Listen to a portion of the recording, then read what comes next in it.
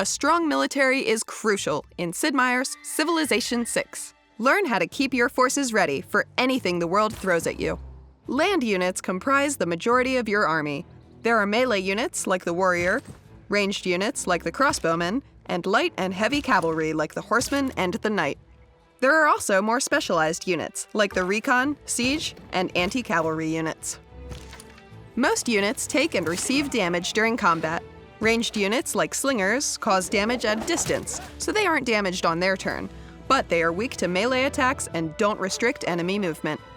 Siege units like catapults aren't very good at combat, but excel in defeating cities.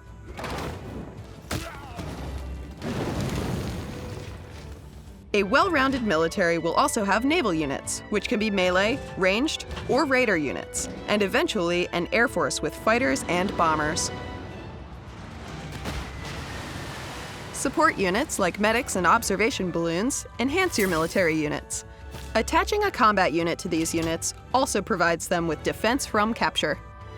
Great generals and admirals can also be attached to combat units for passive damage and movement bonuses. A unit gains experience points for engaging in combat. Experience points are used to promote the unit, which allows you to pick a new ability for it.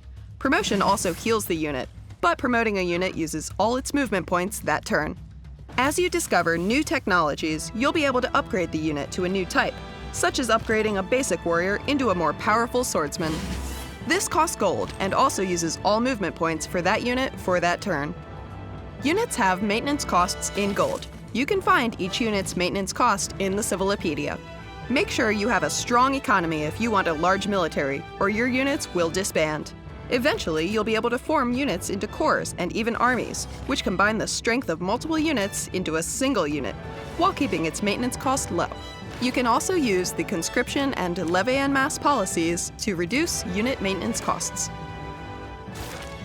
Spies are extremely specialized units that allow you to conduct espionage in enemy cities.